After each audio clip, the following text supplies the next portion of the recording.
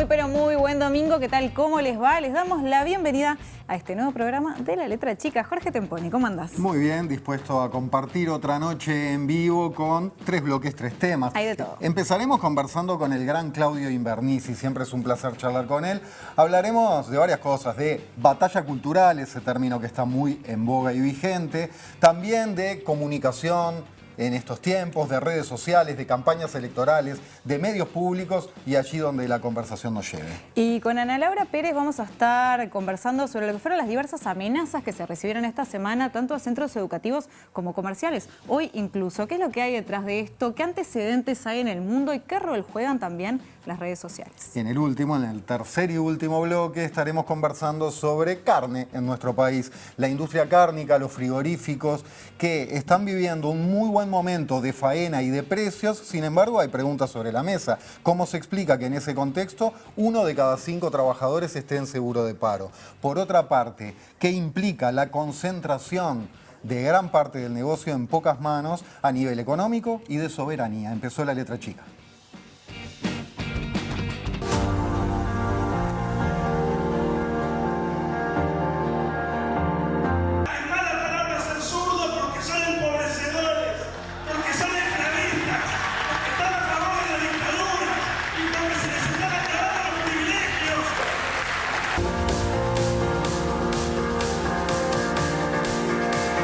La política termina siendo un resultado, un producto de la disputa por la hegemonía intelectual, es decir, el conjunto de ideas y creencias que predominan en una sociedad. Eso hace que ciertos proyectos políticos sean más viables que otros. Las ideas de la libertad no pueden triunfar si el pueblo no acompaña culturalmente esas ideas. Gente como Agustín Laje, recomiendo su libro, Nicolás Marx, que son los padres de la batalla cultural y que son los padres espirituales de Javier Milei. Lo interesante del libro de Laje es, porque Axel Kaiser dice, hay que dar la batalla cultural. Bueno, acá está cómo darla. La batalla cultural busca dominar los elementos de la cultura porque a través de la cultura nosotros vemos el mundo y a través de cómo vemos el mundo nosotros actuamos en el mundo. Las batallas culturales son en definitiva una batalla por el poder. La batalla no es estrictamente lo económico. Para que el socialismo fuera exitoso había que impregnarlo en la sociedad, mediante la educación, mediante los medios de comunicación, mediante la cultura. La izquierda es en todo lugar y en todo momento un fenómeno antidemocrático. Hemos provocado que chicos jóvenes crean que la derecha es cool. Noche muy especial, en la cual nos estamos juntando con distintos referentes de la derecha latinoamericana para hacer frente al avance del progresismo, de la izquierda, esas ideologías que buscan destruir tu familia, llevarse a tus hijos, quitarte el fruto de tu esfuerzo. Viva la Derecha Fest, un festival con un nombre muy oportuno. Viva la derecha. Viva la derecha. Viva la derecha. Viva la derecha. Viva la derecha. Como los estamos aplastando en la batalla cultural, los estamos pasando de arriba, porque no solo le ganamos en lo productivo, somos superiores moralmente, somos superiores estéticamente. Siempre hablamos de la batalla cultural.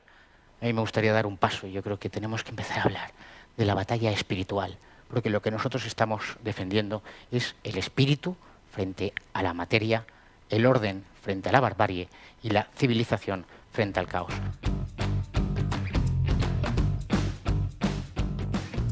Nos metemos ya en este tema, pero les recuerdo que para alimentar el ida y vuelta, como siempre, sus mensajes por escrito, por WhatsApp, pasan por abajo, ahí en la pantalla, al 092-374-089. Y recibimos rápidamente a Claudio Invernizzi, que es y fue muchas cosas, pero yo voy a nombrar algunas. Publicitario, escritor, padre, expreso político, militante, docente, periodista, muchas cosas, Claudio. Buenas noches, gracias por estar.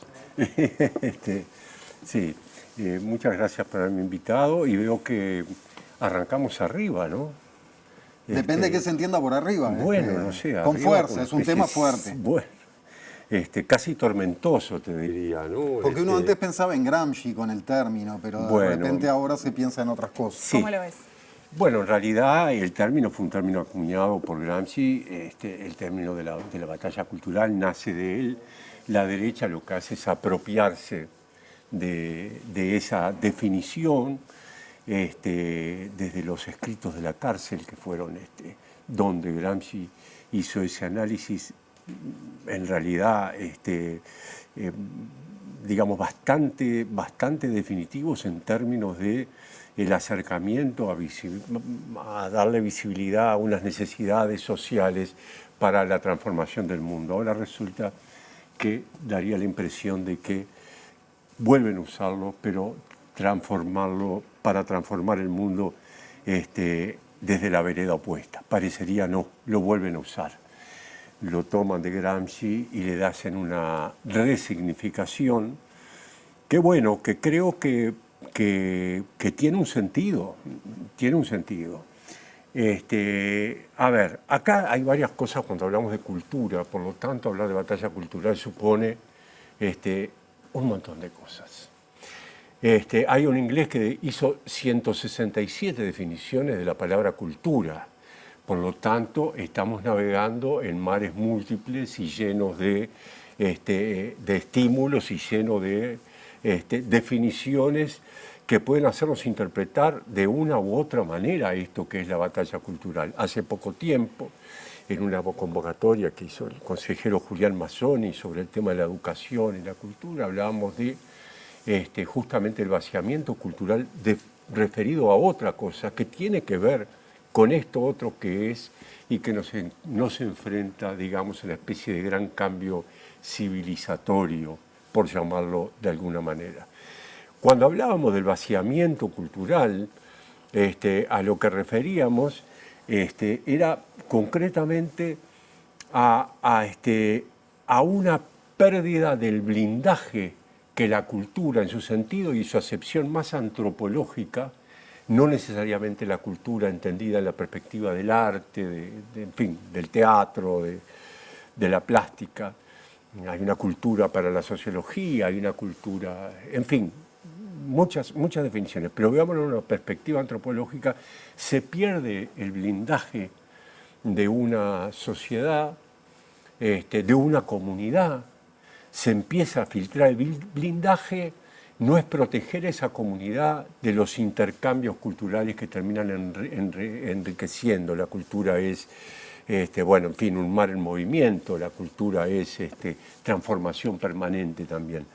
Pero hay blindajes que hacen a la identidad, por ejemplo, y que no han resistido este cambio que se ha procesado a partir de la tecnología y a partir de algunos elementos concretos de la tecnología en relación a la comunicación.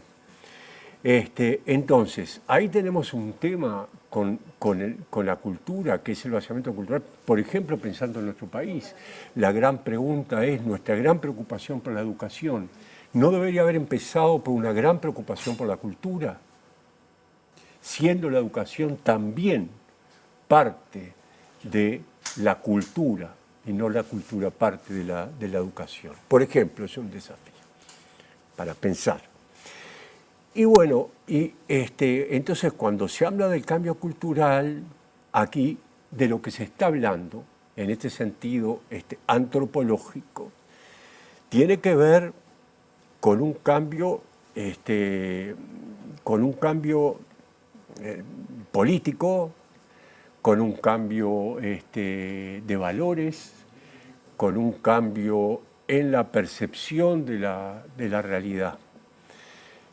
Hace poco estaba leyendo que hay quien sostiene que no se puede hablar de fascismo, por ejemplo, ¿no? Porque el fascismo representa otros énfasis, representa otras cosas que no necesariamente estos gobiernos que vemos irrumpir, en el caso de Argentina, o lo que fue Bolsonaro, Vox en España, Trump en Estados Unidos, que no se puede hablar. Entonces había quien acuñaba el proceso de posfascismo, pero decía que, bueno, que el posfascismo en realidad había quien lo observaba y decía que en realidad el posfascismo implicaba el fascismo y que no se trataba de un fascismo reversionado, sino que era una nueva realidad. No me da el cuero para analizar tanto, pero sí pienso que los énfasis no son tan distintos. Estos avances... Los énfasis con respecto a lo que fue el fascismo, a lo que fue el fascismo, siglo XX. Sí. Ajá. Digamos, no sé, mirándolo, te diría casi profanamente, ¿no? Muy ingenuamente la definición. donde hay discriminación, donde hay xenofobia, donde hay movimientos de masas que apoyan estos procesos, donde hay desequilibrios de todo punto de vista, donde hay represión, donde hay propuestas de expansión, como el caso de Trump, ¿no? Decimos, y nuevas ideas acerca del imperio, por llamarlo de alguna manera. Bueno, me permito agregarte descrédito de la democracia tradicionalmente entendida. Totalmente, descrédito de la democracia, trivialización de los valores, no banalización de los valores, en fin, todo un mundo que entonces puede tener otro nombre, no lo sé, pero yo a eso le llamo fascismo. No estoy hablando del neoliberalismo, estoy hablando de estos movimientos ultras, movimientos de derecha, que han sido capaces de convocar y han sido capaces de movilizar a muchísima gente. Agrego el tema de las masas, aprovechando qué circunstancia quiero coronar también esto del fascismo, que son sociedades afectadas por cierto descrédito en su democracia, por crisis económicas, por acciones de corrupción, por nada más parecido a lo que sucedió en su momento en Alemania, nada más parecido a lo que sucedió en su momento en Italia. Entonces, no por confort en el léxico, por confort en las definiciones, le llamo fascismo lo que siento que es fascismo. Y Claudio, ¿qué tanto puede permear esto en Uruguay o cómo nos ves? Hablabas de un desafío, bueno, por ejemplo, yo, que refería a la educación. Quisiera meterme en otras cosas, que es, no en lo de los frigoríficos.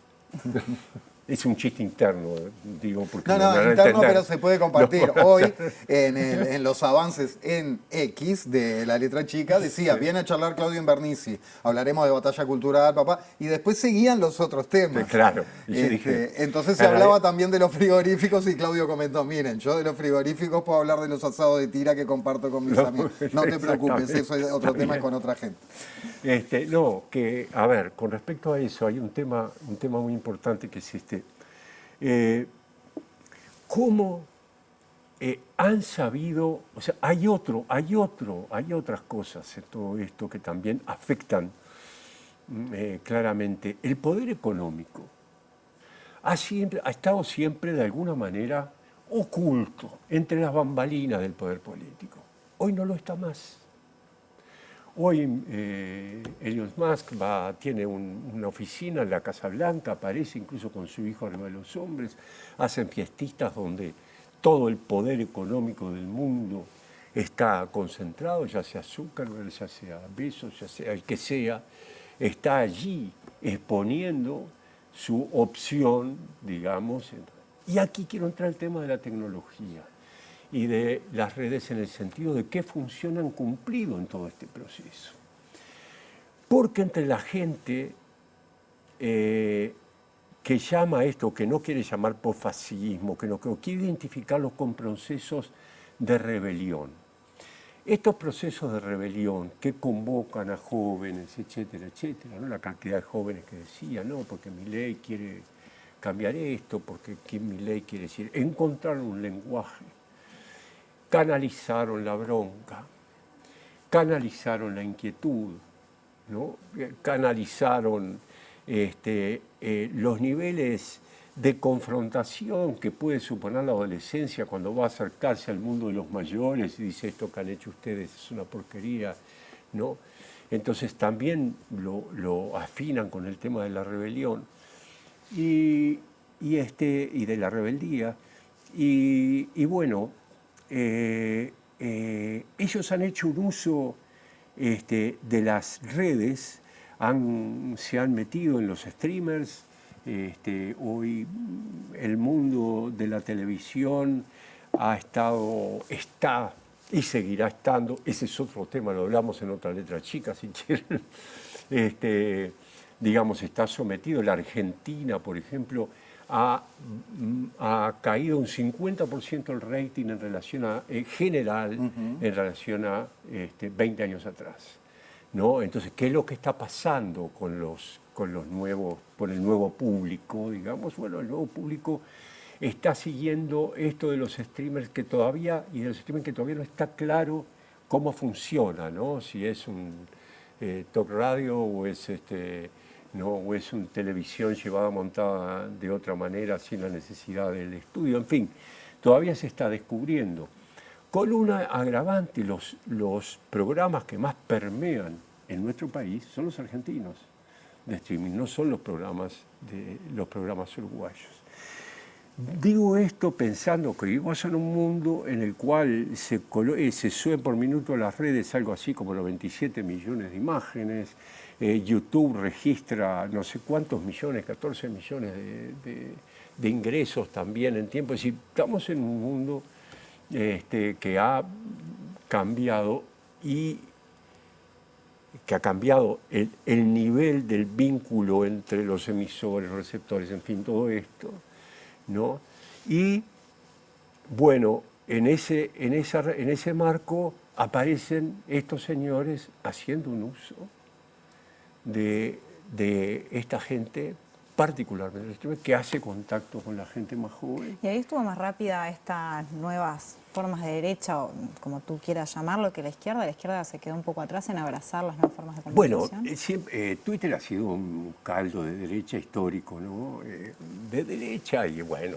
Los algoritmos favorecen a determinados candidatos, no a otros, eso está probado. Naturalmente, incluso también los algoritmos ahora han estado replegando le han quitado lugar a la prensa, por ejemplo, dentro de las propias redes, ¿no? Y van entonces, eso funciona así. Y aquí en Uruguay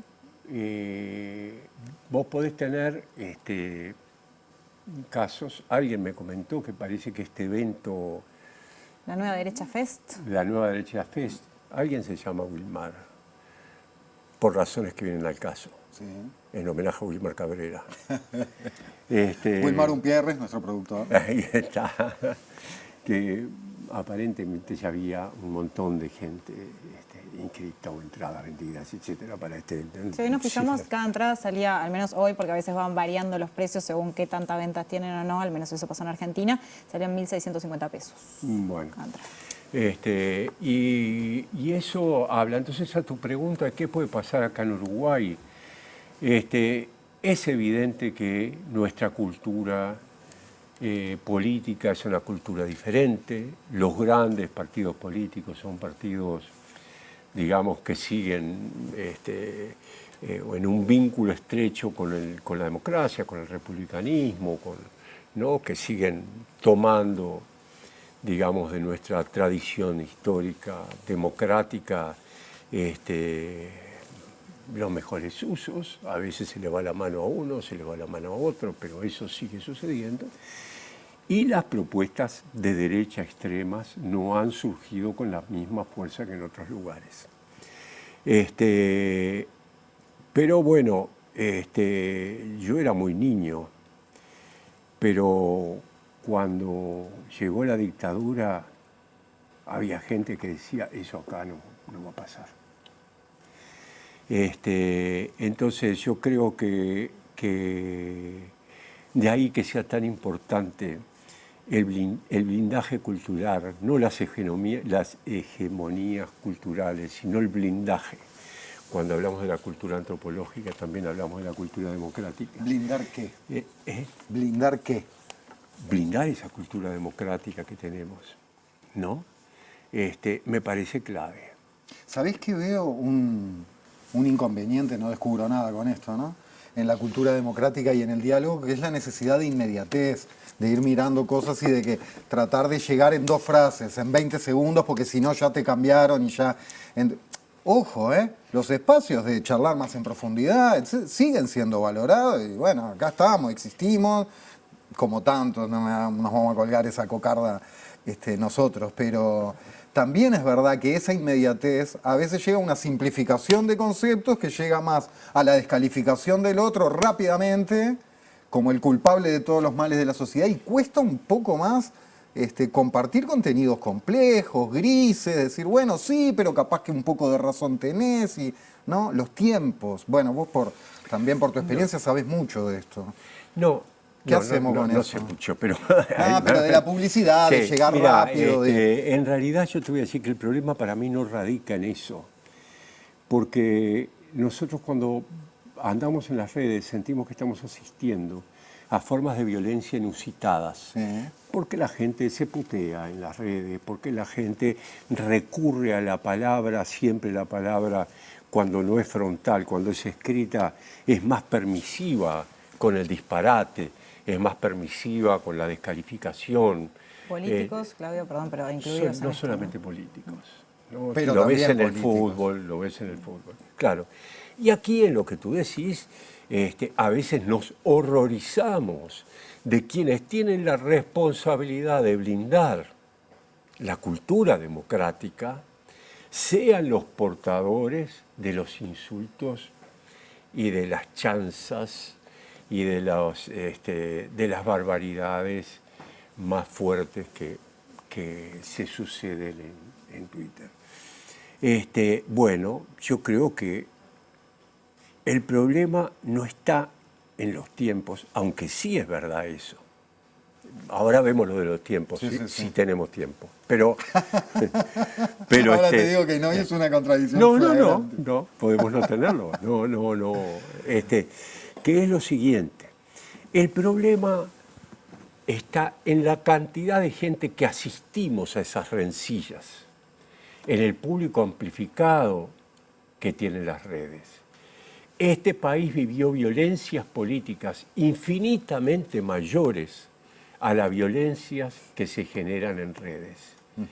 Vivió violencias políticas, pero no estoy hablando de los 70, estoy hablando de principios de siglo, y tampoco estoy hablando de los levantamientos blancos, estoy hablando de que antes en una elección se cambiaban votos por asado, que en una elección se peleaban a faconazos, que en una elección, bueno, esas cosas. Diría Fernando Cabrera en La Batalla del Siglo, esto lo arreglamos en 2 tiros. Ahí está. Entonces, tenemos que ser cautos cuando miramos esta realidad que nos proponen las redes en ese sentido, ¿no? Y después todo lo que se viene, sí, vivimos grandes episodios de fraudes electorales, el último previo a la dictadura, cuando se procesa el fraude contra Wilson Ferreira. Entonces, yo creo que el problema es que hoy asistimos a realidades que antes existían, pero de las cuales eran testigos 3, 5, o los legisladores, o la interna política, o la cúpula política, o algunos militantes cercanos que estaban del lugar. Bueno, señores y señoras, esto ha sucedido siempre. Se han dicho cosas espantosas a lo largo de la historia. Es lo que tiene la pasión, ¿verdad? De la cual la política es una receptora, te diría que casi fundamental. La política es afecto más allá de las razones ideológicas o de las posturas conceptuales que uno pueda tener frente a la realidad. Pero es naturalmente que es afecto, porque si no hay cosas inexplicables de por qué alguien puede ser blanco, puede ser colorado, por qué puede ser frente amplista, y cosas que solo puede explicar el afecto y no el aspecto ideológico. Me están mirando con cara de terminar, es brutal. No, de cambiar de tema para volver. Tenemos que hablar de los frigoríficos, no. Pero antes, Claudio, te voy a invitar, vamos a salir un segundito a un móvil, vamos a entrar en contacto con Abril Mederos. Buenas noches, Abril. Te vemos, te escuchamos, te estamos viendo. ¿Me escuchás ahí? A ver, Abril Mederos. Muy buenas tardes, Buenas. El gusto de saludarles. Bueno, como ya comentaban, ya estamos en presencia del docente e investigador Facundo Franco a razón de su publicación El tiempo es tirano, una investigación sobre la gestión de los medios públicos durante los primeros 3 gobiernos del Frente Amplio. Facundo, muchas gracias por estos minutos. ¿Qué nos puedes contar de esta investigación? ¿A qué conclusiones se llega? Bueno, muchas gracias por la invitación y la consulta. Básicamente el objetivo del libro es estudiar las políticas públicas dirigidas a los medios públicos de alcance nacional. No está incluido el caso de TV Ciudad por eso. Con foco en los dos primeros gobiernos del Frente Amplio, el de 2005 a 2015, aunque también se esbozan algunas cosas del último gobierno, antes del actual. Entonces, básicamente la principal conclusión es que los medios públicos quedaron posicionados en una mejor condición que respecto a lo que ocurría antes de 2005, claramente. Sin embargo, eso no fue suficiente, el impulso no fue suficiente para que quedaran a la par o en condiciones de competir en pie de igualdad con los medios comerciales, que son los que, conocidos como los medios privados, que son los que acaparan el sistema de radiodifusión en Uruguay. Eso es como la principal conclusión. Después hay otras cosas más específicas de cada medio. No es lo mismo, por ejemplo, Canal 5 que las radios públicas, que Vera TV, que son los tres casos que analicé. Entonces, básicamente va por ahí. Decías que no lograron los medios públicos consolidarse a la par de manera de visibilidad quizás que los medios privados. ¿A qué se le atribuye eso en un principio? Bueno, a varias cosas. Primero hay que tener en cuenta que justamente los medios públicos y los medios privados llegaron a 2005 con una brecha muy importante, ¿no? O sea, muchos años, digamos, de abandono, podría decirse en algunos casos, de los medios públicos con los medios privados, que todo el tiempo, cada vez que los medios públicos en la historia, ¿no? De la radiodifusión, cada vez que querían asomar un poco la cabeza, los medios privados, a través principalmente del mecanismo del lobby, se encargaron de pisarla para que no sobresalieran. Entonces, eso es un primer punto de partida que obviamente condiciona lo que ocurrió en esos 15 años. Después hay que tener en cuenta también que hay distintas situaciones, porque no es lo mismo, por ejemplo, Canal 5, que tiene una historia, una trayectoria y unas necesidades presupuestales bastante mayor que las radios públicas, porque bueno, en las radios públicas el proyecto en 2005 inicia casi de cero, porque era muy poca la programación propia que había, entonces son proyectos un poco distintos, y bueno, ni que hablar del caso de Vera TV, que directamente es una iniciativa que se crea en los gobiernos del Frente Amplio. Entonces, eso, se dotó de presupuesto, se dotó de equipamiento. Sin embargo, hay también algunas decisiones políticas, como por ejemplo la demora de Canal 5 para salir en HD. Eso es una cuestión que a veces, más allá del contenido que piense, que puede ser un buen proyecto, buenos programas y demás, pero a veces la calidad de la imagen y del sonido en pantalla, eso a veces condiciona un poco a la audiencia a la hora de elegir los canales, los medios que ve. Entonces hay como un cúmulo de cosas, digamos, que explican la situación a la que se llegó en esos 15 años. Una de las cosas que tú mencionabas tenía que ver con quizá la falta de un proyecto común o de una visión común que reúna, o sea, cuál es el rol que debería tener en un país los medios públicos. ¿Qué pasa en ese caso?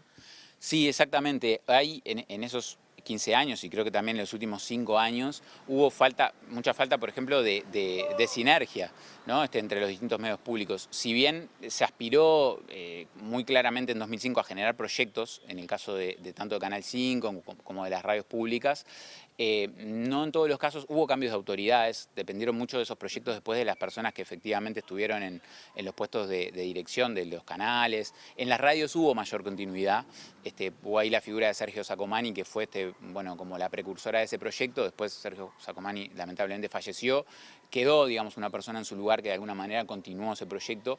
En Canal 5 eso no fue así, hubo distintas direcciones que, si bien hay una base que se mantuvo, algunas ideas básicas que se mantuvieron, después el proyecto de canal, el proyecto de programación, las prioridades de repente presupuestales y demás fueron como variando incluso dentro del mismo Canal 5. Entonces ya no solo hablamos de a veces una falta de un proyecto único entre todos los medios públicos y de la necesidad de mayores acciones en conjunto, sino que a veces dentro del mismo medio hubo una dificultad para continuar algunos procesos que, bueno, nada, también está en buena parte explicado por el tipo de gobernanza que tienen los medios públicos en Uruguay, que están muy atadas al poder político de turno, ¿no? O sea, si bien yo una de las cosas que también encontré es que no es que los medios públicos hayan sido tomados por el gobierno, por los distintos gobiernos de turno, como una especie de medio oficial.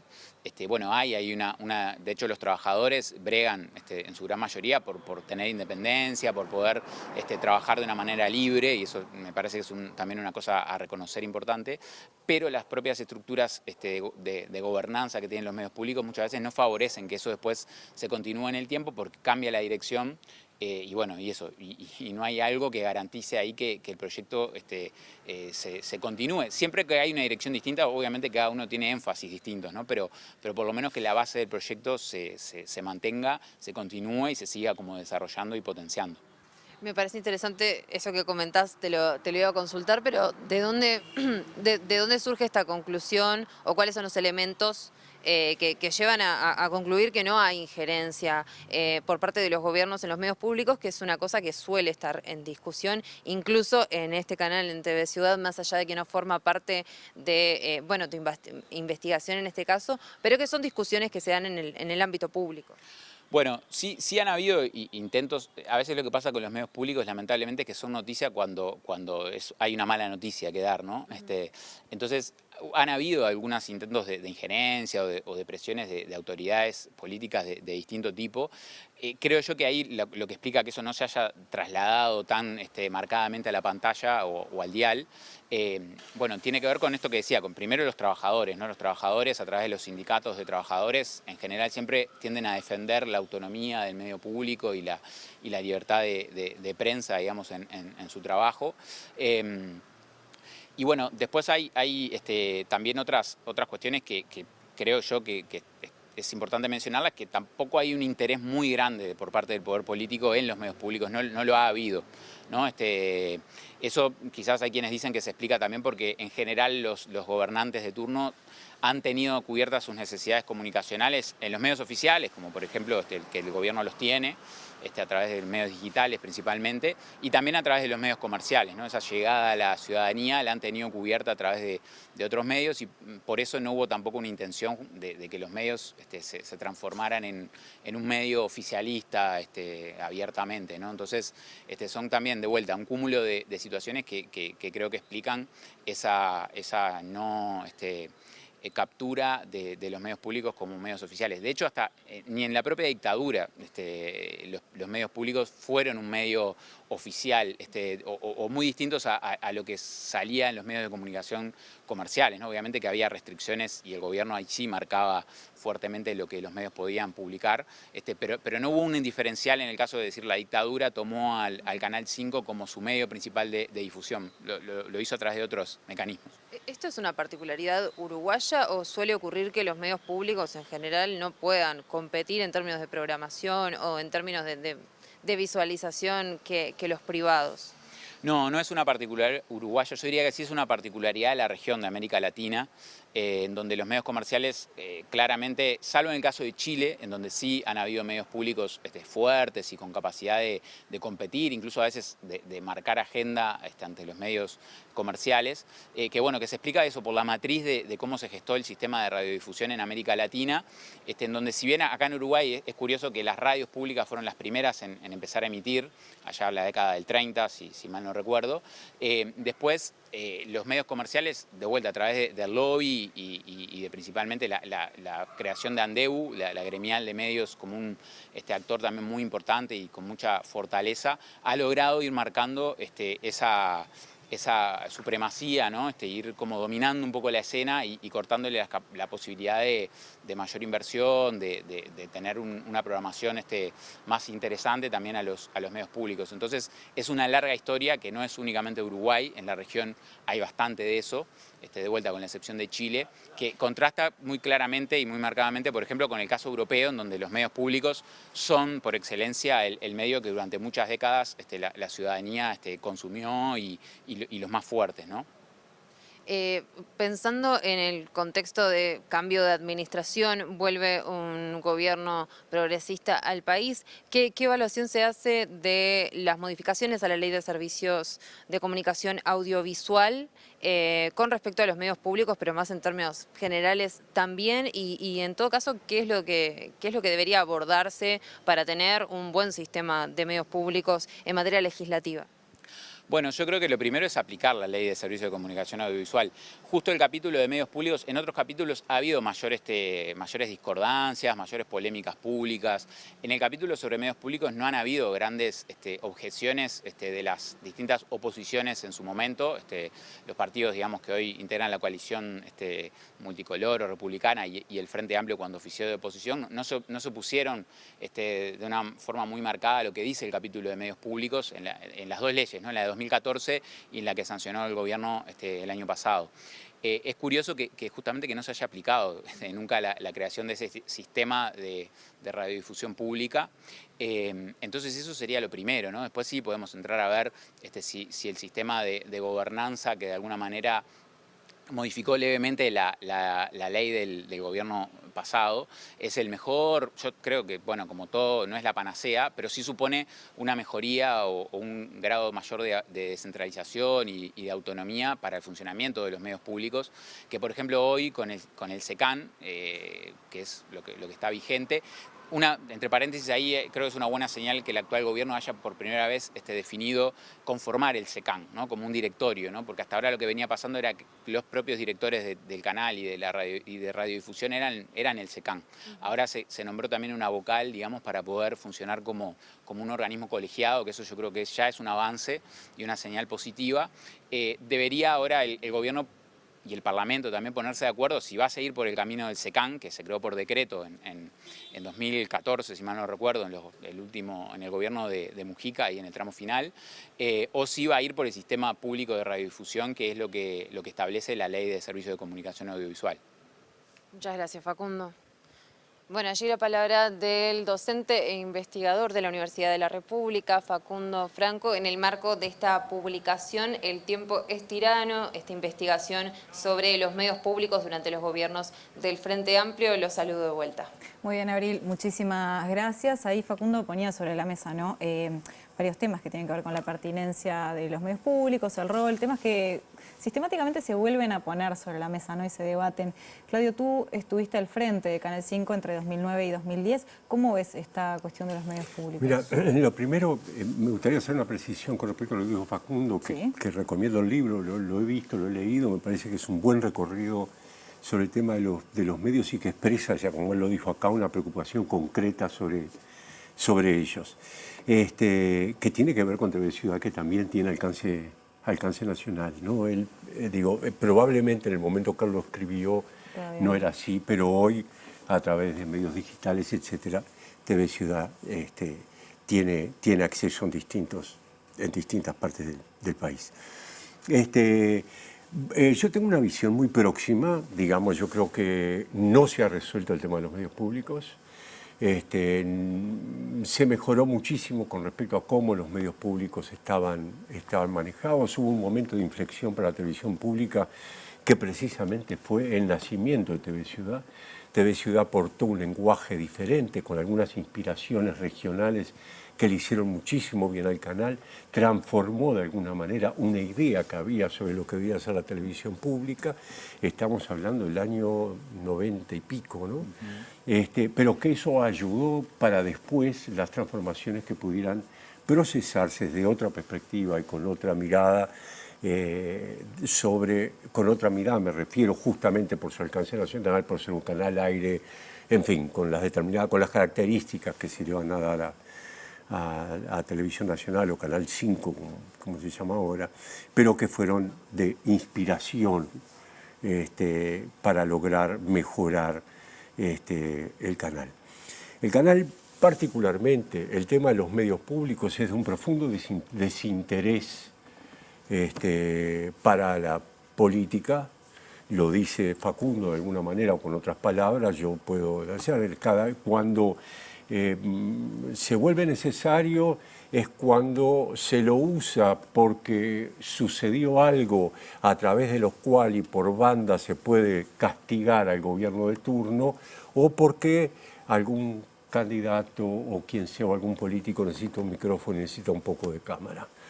Esa es la realidad. Tanto es así que fíjate que sin querer todo esto que se hablaba de la televisión pública, bueno, es el rol y el métier del libro, digamos, la razón de existencia del libro de Facundo, pero fue de ahora hacia atrás. No de ahora, excepto cuando se habla al final del SECAM, de ahora hacia adelante. ¿Qué pasa con los medios públicos? ¿Qué pasa? ¿Hacia dónde van? Pero hacia dónde van no solamente en el marco de las necesidades que se tengan como medios o en la reinvención que se pueda plantear para ellos en función de la elección de autoridades, en función de este tipo de cosas, sino en función del marco tecnológico al cual estamos asistiendo en el mundo. ¿Qué es lo que queremos hacer con esto? ¿Verdad? Y me parece que falta el desafío del pensamiento allí. Yo me pregunto si un paraguas como el de Antel, por ejemplo, para Televisión Nacional o para Canal 5, para las radios, para las radios públicas, etcétera, no es un paraguas necesario en este momento, más allá de que la transmisión sea HD o que sea de otra cosa. Estoy hablando de otra cosa, estoy hablando de cómo se inserta en la realidad medios que, como dije, durante los últimos 20 años en la Argentina han perdido el 50% de rating, ¿no? Yo sigo creyendo en los contenidos, sigo creyendo en que el rating se logra a través de la excelencia de los contenidos que se propongan. Pienso que los medios públicos tienen responsabilidades diferentes a las que tienen los medios privados, respecto a la identidad, respecto a la diversidad, respecto al entretenimiento también, ¿no? También pienso que la lucha por el rating no es el objetivo, el primer objetivo que debe tener un canal, porque eso atentaría, vuelvo para atrás, contra la responsabilidad que tienen los canales públicos también respecto al blindaje cultural. Entonces, más o menos todos sabemos cómo podemos levantar el rating, pero no se trata de eso, claro. Se trata de otra cosa. Entonces, creo que falta mucho pensamiento, que falta que los políticos lo pongan en el lugar que esto tiene que estar, digamos, entre sus prioridades, por la responsabilidad que tienen del punto de vista, vuelvo a insistir, con la antropología cultural, en fin, con el blindaje, la responsabilidad que tiene la cultura, no como un dato de la hegemonía, sino en el marco de la mayor libertad expresiva y de intereses y de orientaciones, pero que se vuelve necesario. Es un tema que me apasiona, es un tema del que me quedé muy prendado después de mi pasaje por el canal, que fue un pasaje para mí personal de mucho crecimiento, donde aprendí muchísimo, aprendí de los funcionarios, aprendí de otros canales públicos, aprendí, pero bueno, lamentablemente tuve que cortar mi trayecto porque tenía que volver a mi actividad privada. Si no hubiera seguido encantado en la tarea. Reengancho, donde la dejamos antes de meternos en este tema. Vos hablabas, la política tiene mucho que ver necesariamente con las pasiones, porque si no, alguien de familia toda la vida blanca seguiría siendo blanco, un colorado, frente amplista, etc. Ahora, y vamos a compartir un material para disparar el siguiente tramo de la charla, no es lo mismo que pasiones que manipulación de pasiones. Mire. Si el Big Data dio un vuelco a las campañas electorales, con la inteligencia artificial, aunque su uso todavía no es muy común, dan un triple salto mortal. Tenemos mayores posibilidades de manipular la información y en ese sentido voy a favorecer que la información que a ti te gusta y la que no te gusta llegue con mayor precisión. Es decir, si tú tienes una tendencia ideológica de derecha o de izquierda, voy a generarte mayor información respecto a la tendencia que tú quieres leer, pero también te voy a arrojar información mucho más agresiva, mucho más destructiva de lo que no coincides ideológicamente. Lo cual le permite a la política tener una gran capacidad de intensificar sus acciones sobre determinados segmentos. Recibimos dos tipos de solicitudes, éticas y antiéticas.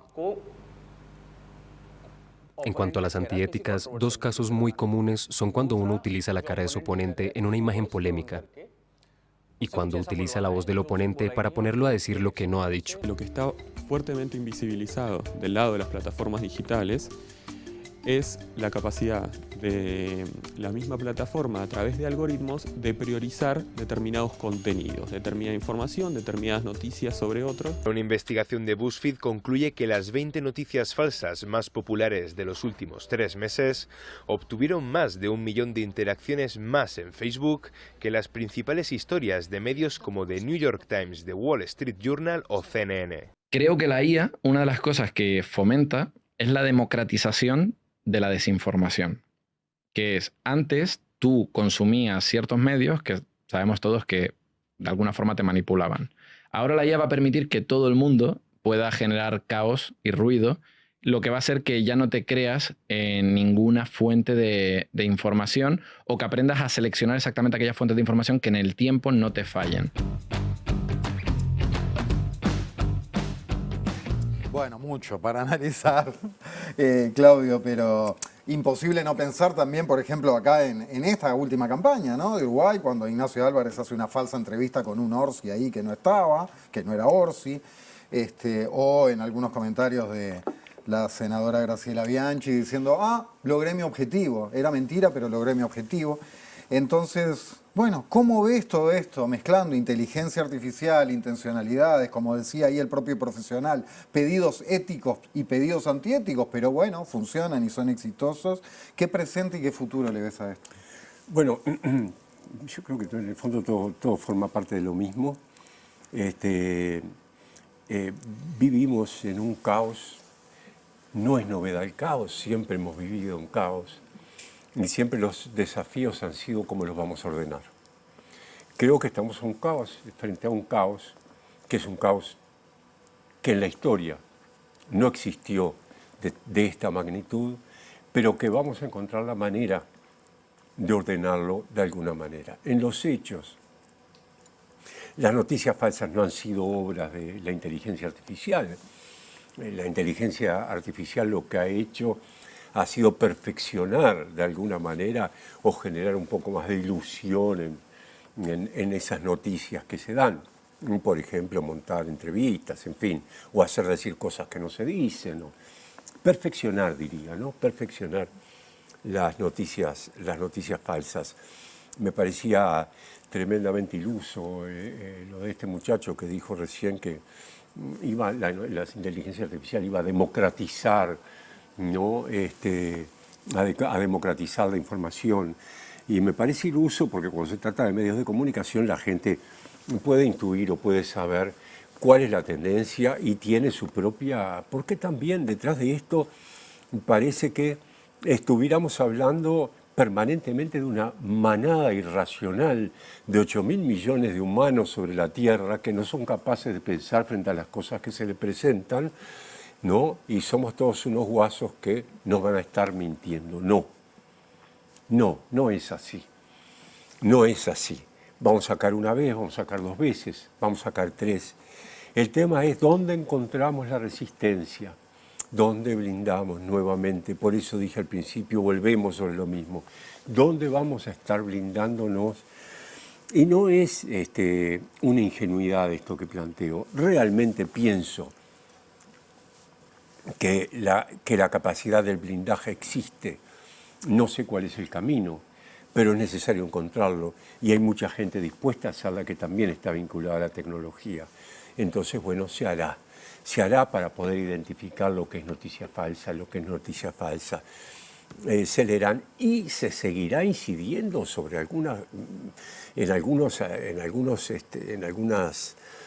situaciones concretas a través de noticias falsas, por supuesto. Tampoco es la primera vez que sucede en la humanidad. Un señor barbado y grueso, director de cine por la radio, hizo que se suicidara gente porque los marcianos nos estaban invadiendo. No existía la inteligencia artificial, no existía la fake news como definición de fake news. Sin embargo, tal vez podemos identificarla como una de las primeras fake news de la historia, y eso fue hace muchísimos años. Con fines artísticos, ¿no? Por Con ese matiz. supuesto. Pero bueno, me haces pensar en la CIA también, la propaganda negra, la propaganda gris, etcétera, etcétera. Claudio, vayamos un poco al tema de campaña, porque tú también has trabajado muchísimo en lo que refiere a comunicación política. ¿Cómo viste la última campaña? ¿Y cómo viste el uso también de estas nuevas tecnologías, si se quiere, o candidatos que se presentaron como más modernos? Fue una campaña de baja intensidad, una campaña donde no hubo grandes instancias de grandes confrontaciones. Yo creo que las campañas en realidad las hacen los candidatos, ¿no? Hay distintas razones por las cuales se elige a un candidato, pero una de las razones más importantes está en el candidato mismo, ¿no? En sus características, en su afinidad, en su empatía, etc. Y los candidatos que se presentaron, o por lo menos los candidatos de mayor relevancia, tenían características que no llegaron a confrontaciones o que no fueron confrontaciones, y la gente creo que se dejó llevar por ese estilo, ¿no? Es muy divertido porque en realidad las campañas políticas es lo más parecido al fútbol en cuanto al nivel de opinadores que surgen, y ahora con las redes se fomenta mucho más, ¿no? Se pierde por la comunicación, se gana por la comunicación, se puede decir que son cosas que en realidad, bueno, vamos a discutirlas si están así, ¿no? Yo creo que siempre si se pierde la responsabilidad fue de la comunicación. Cuando se gana la responsabilidad del candidato. Así funcionan las... ¿Y vos tenés pensado, ya que se me surge el término porcentaje, de cuánto pesa el candidato en sí, un programa o un camino político en sí, y cuánto pesa lo bien manejada que esté una comunicación o una campaña? Lo que pasa es que la comunicación es todo. La comunicación tiene que ver particularmente con el candidato. Claro. Cuando uno habla de comunicación piensa en los spots, o piensa en un jingle, o piensa en una... Digo, en realidad la comunicación fundamental pasa por el candidato. No pero es por quién es o por cómo él se comunica. Por cómo él se comunica. ¿No? O ella. Y yo creo que por sus características. En la historia, acá hubo una campaña de baja intensidad.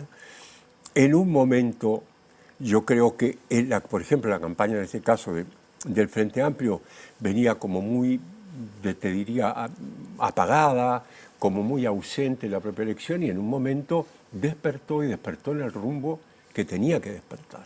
¿Cuál era? Para mí. Que era un rumbo en el cual vos tenías un candidato. En la historia de la izquierda, vos tuviste, de los presidentes de izquierda, tuviste un candidato que representaba, nombre uruguayo, Tabaré, representaba el sueño de gran parte de la ciudadanía, ¿no? Un doctor que se había hecho a través del esfuerzo, un médico que había llegado a ser un oncólogo, reunía características respecto a su pasaje de barrio y a su formación cartesiana científica, que eran bastante excepcionales. Era un intuitivo y un científico, ¿no? Y que comunicaba en su estilo. Después tuvo a Pepe Mujica, un comunicador nato, un hombre que accedió a la política con un discurso completamente diferente al de los políticos, accedía desde un lugar, te diría, más filosófico, un lugar con una construcción más humana en relación al discurso, ¿no? Y después tuvimos y tenemos un presidente que es un igual a nosotros, cuya virtud consiste en ser el igual. Hay presidentes que revisten la expectativa de lo que quisiéramos ser y hay presidentes que revisten la necesidad del espejo. Saber que ese que está allí va a sentir como yo porque se me parece. Un hombre que también, un hombre bueno de una ciudad del interior, de un pueblo del interior, etc. El caso de Lacalle fue un experimentado esgrimista, un comunicador formidable, que de alguna manera también cambió la relación que tenía su partido con el votante, ¿no? Y lo hizo desde él, lo hizo, ojo, tuvieron episodios de muy buena comunicación, particularmente durante el periodo de gobierno, ¿no? Administraron la comunicación, pero la comunicación, ¿qué era lo que administraba? La presencia del presidente. El gran valor que tuvo es esa... Eso fue lo que faltó en la campaña, entonces. En esta campaña electoral, bueno, Digo, no sé, yo no diría que haya faltado nada. Yo digo que no, para mí no faltó nada. Yo cuando digo bajo intensidad, porque hubo baja intensidad, no hubo una... pero bueno, y con respecto a lo otro que tú decías, que es cuánto incide cada cosa, es muy difícil. Pero incide el voto preexistente, el núcleo duro que tiene cada sector, que ya se sabe que va a votar a uno u otro partido. Esa es la gran mayoría, en general. En general. Después incide el candidato, ¿no? Particularmente influyendo en aquellos que podrían dar un voto a uno o dar un voto a otro. Y después en una etapa posterior, digamos, en un escalón más abajo, el voto programático. Digamos, el núcleo duro vota programas, pero después lo que decían entre uno y otro, votan presidentes y un poquito más abajo votan programas. Yo creo pienso que en las elecciones han habido... En estas elecciones hubo algunos casos concretos, por ejemplo, de intenciones de enchastres que no prosperaron. No prosperaron, pero no prosperaron porque hubo una reacción firme y una reacción clara, rápida, inteligente de la contraparte para desactivar esto, que fue el caso que quería comprometer a Orsi, ¿no? Y creo que ahí quienes estaban con la responsabilidad de la campaña actuaron muy bien, muy rápidamente, para desactivar esa barbaridad. Bueno, en fin. Una última, porque tenemos que ir cerrando, ahora sí nos vamos a meter con el tema frigoríficos. No. ¿Cómo estás viendo, se acerca Mayo, cómo estás viendo esta campaña que está ocurriendo en estos instantes? Rapidito al menos. Bueno, yo la veo fría. Dígame, me comprenden las generales de la ley, porque estoy tratando de dar una mano a la candidatura de Esqueloto. Pero veo que es una campaña. Lo que pasa es que cuando se sale una campaña nacional, hay un momento de euforia por la victoria, de depresión por la derrota, en fin. Y después se entra en una etapa de planeo, ¿no? Queda todo el mundo cansado, un poquito. Queda la gente cansada de festejar, queda la gente cansada de sufrir. Algunos optan por caminos, digamos, por caminos de la venganza, otros se repliegan, otros qué sé yo. Entonces creo que estamos viviendo, pero además las campañas municipales siempre son campañas más, creo que el interior las vibra mucho más. En el interior se siente la presencia de la campaña de una manera distinta, porque bueno, los actores políticos tienen una incidencia sobre territorio particularmente distinta a la que tienen los candidatos en la capital. Una, Y bien cortita, pensando en expectativas. De tira prefiero el asado. Después, ¿de tira, jugoso a punto o cocido? Cocidito me gusta. Ay, no me digas. Sí, bueno, sí, sacamos el mío primero, entonces. Después de la extraordinaria, es un extraordinario novelista, Claudio Invernizzi. Después de la extraordinaria trilogía de Puerto Vírgenes, La memoria obstinada de Puerto Vírgenes, 2019, El pasado es un montón de cosas inconclusas, 2021, Algo tan luminoso como una derrota, 2023. ¿Viene otra? ¿En qué estás? Sí, estoy. ¿Otra novela? Qué bueno que me hayas preguntado de eso. Qué bien que me hace. Estoy con dos novelas, una terminada y la otra en corrección. ¡Opa! Una que es una novela corta que refiere a un mundo particular de gente, en fin, de 3 personas que quedan encerradas en un boliche y allí suceden cosas. ¿Tiene título? Sí, se llama Rap, que es bar al revés, porque ellos ven de adentro hacia afuera, entonces leen la... R-A-B larga, lo entendí, pero está dando rápido. Si es bar al revés, te lo deletreo. La otra es, en realidad es un tema poco abordado. Es una novela sobre un caso de locura provocada por la cárcel, por la tortura a una persona que fue procesada por falso testimonio por un juez, porque mientras lo torturaban dijo cosas que nunca había hecho. Entonces, cuando tuvo la oportunidad de mentir, se le procesaron por falso testimonio. Estuvo 3 años presos y durante 7 años recorrió hospitales psiquiátricos. Hoy está bien.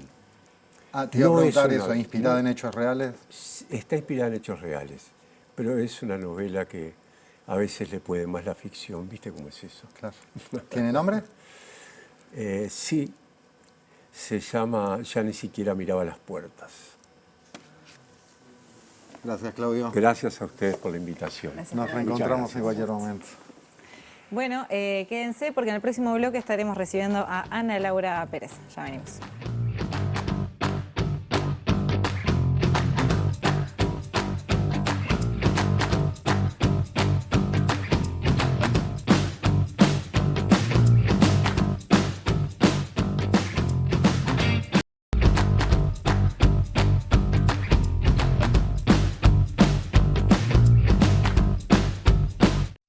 Presenta Casmu. Afiliate llamando al 1444 o en casmu.com.uy. Casmu, nos une la vida.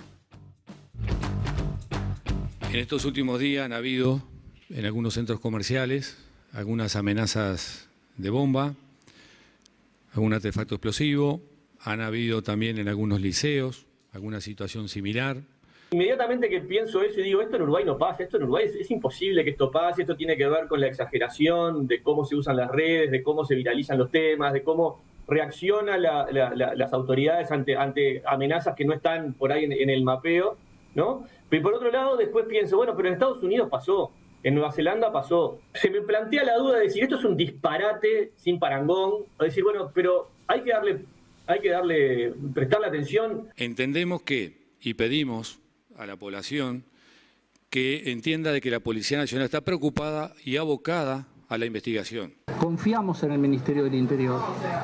Realmente sabemos que podemos seguir adelante con nuestra actividad universitaria. ¿Hasta qué grado tiene que salir el rector de la Universidad de la República a decir esto es importantísimo y escalar el tema a un grado importantísimo o manejarlo de otra manera? Y todo esto revela para mí la enorme confusión que estamos teniendo con este cambio de paradigma. Este nuevo paradigma mundial hace que todos los vasos comunicantes de lo que puede haber pasado en Estados Unidos cuando se lanzó este grupo 764 tenga que ver con lo que pasa en Uruguay, ¿no? Entonces, como que se me confluyen en mi cabeza muchísimas cosas y me generan, la verdad, más dudas que certeza. Y más dudas o certezas tendrá Ana Laura Pérez a continuación. Yo por mi parte les recuerdo que seguimos recibiendo sus mensajes por escrito al WhatsApp de siempre 092-374-089 y que además estamos en las redes, como allí se observa en un despliegue tecnológico extraordinario. Muy bien, y ya veíamos entonces en el tape que esta semana se vivieron diversos episodios atípicos en nuestro país que tienen que ver con amenazas de diversa índole. Hoy hubo puntualmente dos, hubo una en el mercado agrícola que implicó la evacuación de las personas que allí se encontraban y otra en Portones Shopping. Para hablar sobre este tema recibimos a la periodista y colega de esta casa, Ana Laura Pérez. Ana, ¿cómo andás? Bienvenida. No había venido todavía en 2025. No, todavía no te habíamos estábamos invitado. empezando, ya te extrañábamos. Y la verdad, después de Invernicia, además, es como... Pero bueno, ahí vamos. Dijimos, no nos importa qué tema, nos traen a Invernicia y nos traen a Ana Laura Pérez porque se pudre todo. Bien, Ana, ¿qué se sabe hasta el momento de todo esto? Bueno, ha habido algunas detenciones, en algunos casos parece como que el tema se resolvió. Lo que pasa es que en realidad tampoco hay mucha claridad sobre... Empezamos como a ver esto de que algunos casos tenían relación entre... Algunas de las amenazas tenían relación entre sí, otras amenazas no tenían relación, o al menos la investigación todavía no ha descubierto si esas amenazas tienen relación o no. Entonces...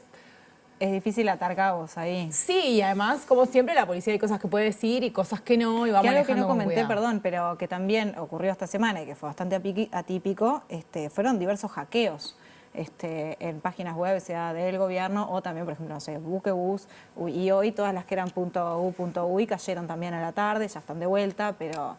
Por ejemplo, en ese también. caso, el responsable de, al menos quien la justicia entiende que es el responsable de esto que se llama hackeo, que otro día podemos discutir que en realidad técnicamente no es un hackeo. ¿Qué es? ¿No? Y en realidad lo que hace es tomar el control de una parte de la página web. Un hackeo tiene un nivel de complejidad más alto. Lo que hizo no es tan complicado, no por defenderlo, sino por explicar técnicamente. El de Buquebus y del Mides y un par de casos más que se dieron medio cerca. Ahí ya hay una persona que incluso tiene en este momento 180 días de prisión preventiva. Sí, hay 18 años. 18 años. Exactamente. Que después también es una conversación, ¿no? 180 días de prisión preventiva por poner una foto en un sitio web, no sé. Bueno, pero justo era la foto del presidente. Bueno, pero capaz que es un poco mucho, El no sé. contacto del No sé, presidente, podemos no sé. charlarlo en otra conversación. Muy bien.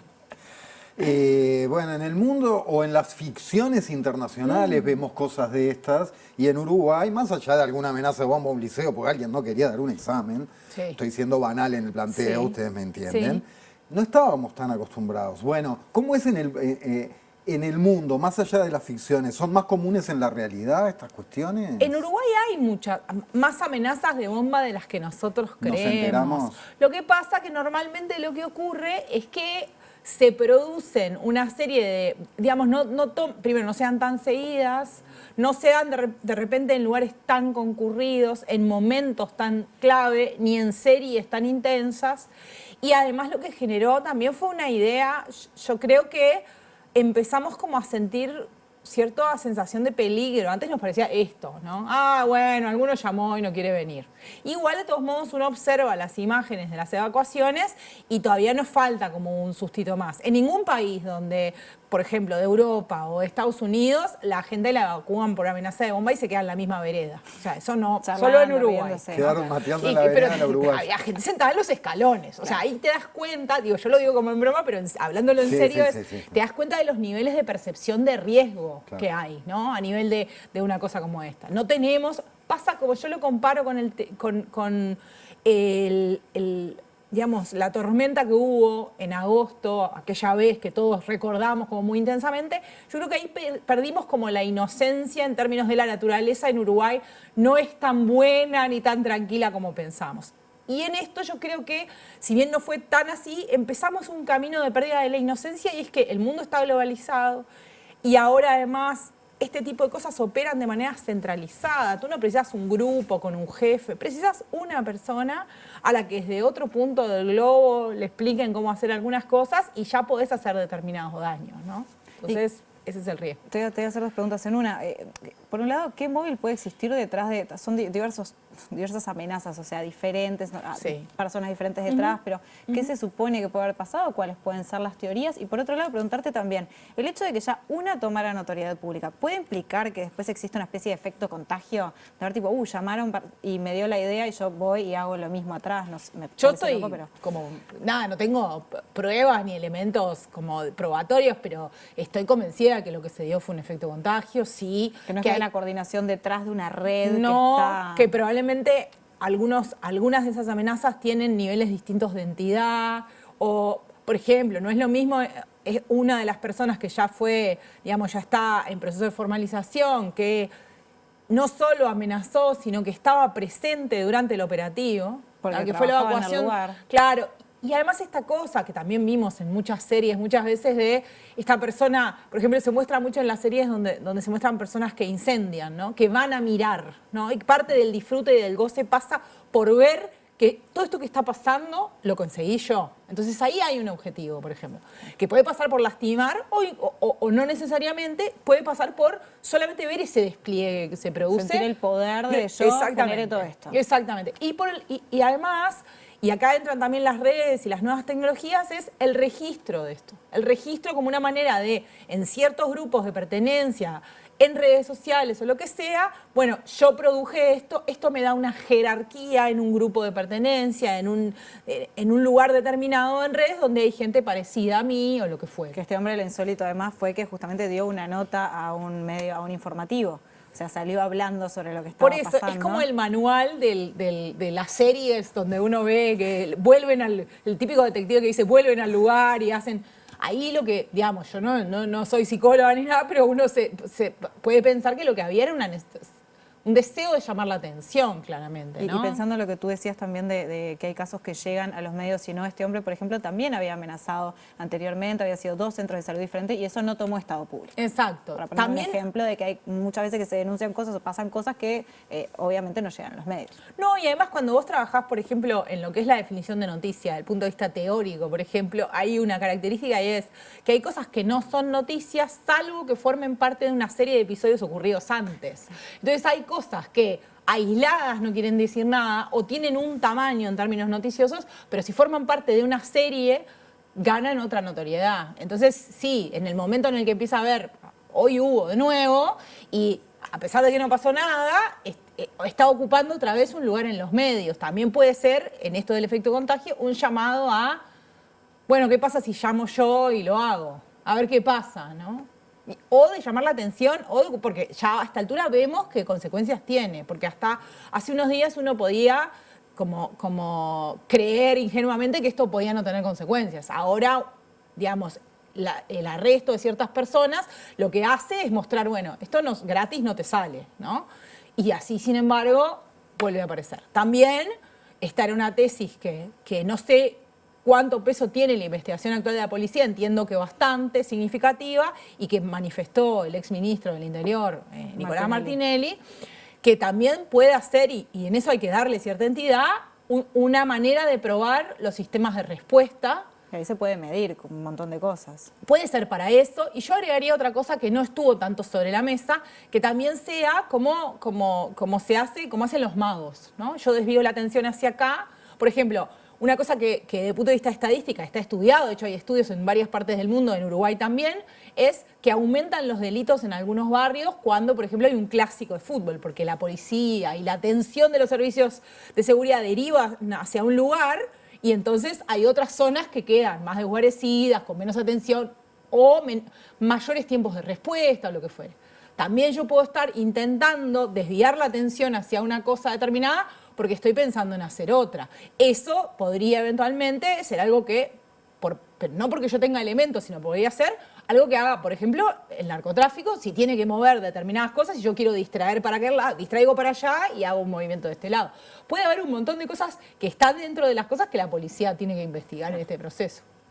Y claro, hipótesis. Exactamente. Posibilidades. Ahora, hablando de la policía y del Estado en general, ¿qué herramientas tiene el Estado o qué herramientas has visto desplegar al Estado? Ya no para prevenir, porque prevenir que no se puede prevenir, pero para enfrentar Bueno, esto. esa es una pregunta interesante, porque si bien es verdad que la policía no tiene que hacer transparente todas las herramientas que usa, porque si yo le digo a quienes van a cometer un delito, mirá, yo tengo esto que sirve para tal cosa, por otro lado, en Uruguay se ha dado un proceso en los últimos años de adquisición de tecnología vinculada a la seguridad que ha sido muy poco transparente.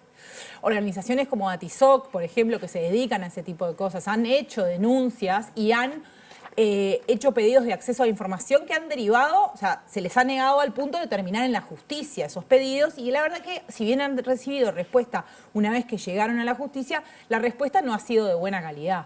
Y la verdad es que sabemos, gracias a esos procesos, que tienen algunas herramientas, pero no tenemos mucha claridad sobre cómo se usan, para qué se usan, etc. Por ejemplo, sabemos que se utiliza un software, de los que hay varios, para establecer lo que se llaman relaciones en redes sociales, ¿no? Rastrear relaciones entre cuentas, tipos de cuentas, grupos de cuentas, entre distintas redes sociales y grupos de cuentas, con eventuales conversaciones, vínculos, para tratar de entender lógicas, por ejemplo, del mundo criminal.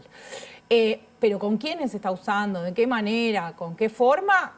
No hay ninguna claridad. No digo que todo el público debería saber eso, pero sí debería haber algunos sistemas de control y garantías que no ha habido en los últimos años.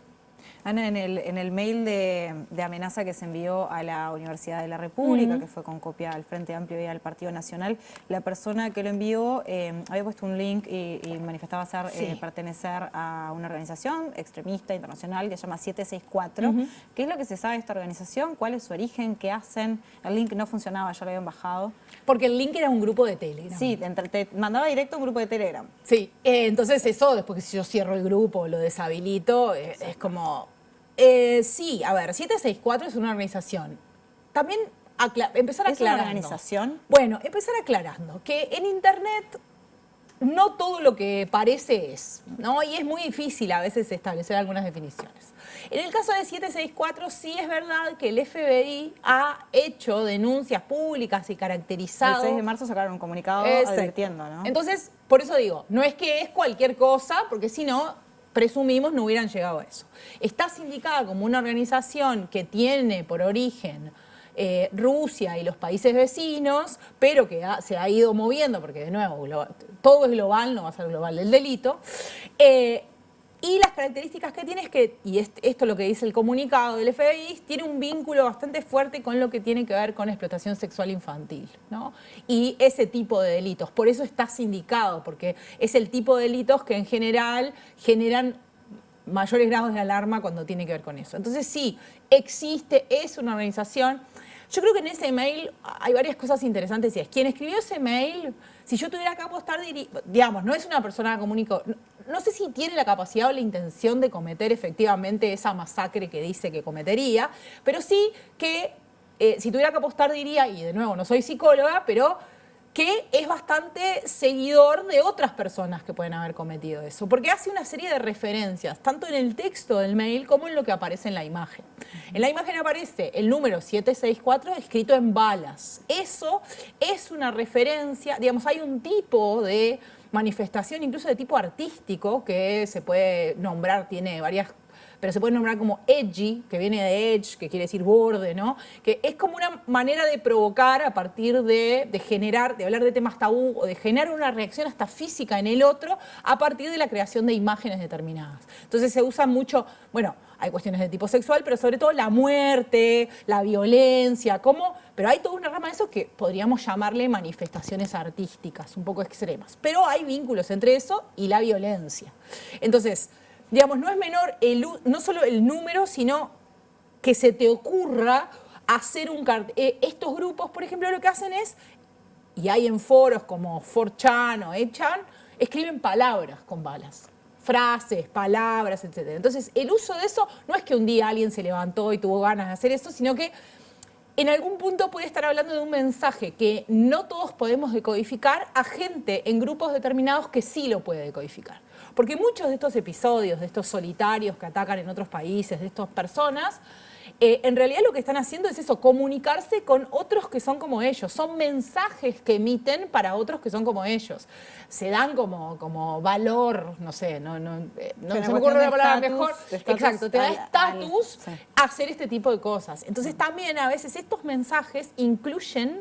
Estas cosas incluyen mensajes que no son tan visibles para una persona que no se maneja en estos sitios, en estos códigos. ¿Y qué pensás respecto al hecho de que se haya compartido la foto esa que se le sacó a la pantalla de una computadora? Porque en algunos medios se la compartió con algunas partes como borroneadas, pero yo la encontré fácilmente. Sí, claro. Por eso estaba el grupo de Telegram y entré ahí a ver qué era. Sin ningún tipo de filtro. ¿Qué pensás respecto a eso? ¿Se tendría que cuidar un poco más? Bueno, compartir estas cuestiones así tan libremente. Pero además hay toda una corriente que también dialoga con esto que está pasando. Hay una manera de comunicarse en conexiones, algunas veces hemos hablado del tema y probablemente lo volvamos a hacer. Se conoce como el shitposting, ¿no? O sea, que viene de esa palabra del inglés, caca, exactamente, ponele. Y de post, ¿no? Y tiene que ver con esta cuestión como de hacer como un troleo, como una broma a partir del uso de determinadas referencias y ver cómo, por ejemplo, en los medios tradicionales eso se interpreta de una manera que no tiene nada que ver con los códigos de Internet y básicamente reírse, ¿no? Entonces, también hay algunas cosas de esto que ha pasado que dialogan... como poner una estrella porno y decir lo felicito porque se recibió de médico, bueno, ese fue un shitposting. Bueno, por Entonces ejemplo. Cuando alguien dice, ay, miren qué bueno que está el Uruguay, se ríe la Pero gente. Pero hay de todo, entonces también uno mira esas fotos, esos mensajes y dice, ¿esto es en serio, no es en serio? De nuevo, yo insisto, sí, deberíamos pensar esto, que además estamos haciendo público, cuando hacemos públicas estas cosas cuyos significados muchas veces no sabemos. Exacto. O sea, es muy probable que haya algunos jovencitos riéndose de nosotros en este momento. Bueno, podría ser, sí. Digo. Ese sería el mejor de los casos. El otro caso se están mandando mensajes para hacer una cosa que es en serio. Bien. Porque ha pasado en otros países. Nada de que haya gente riéndose de nosotros tampoco Eso, sería hoy solamente. solamente. Estamos curados con esto. Bueno.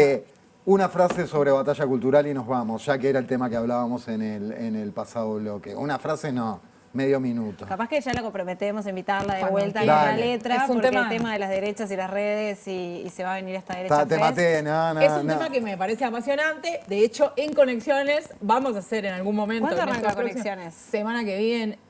A ver, domingo, no sé si esta semana o la que viene. Los domingos uno nunca sabe qué día es.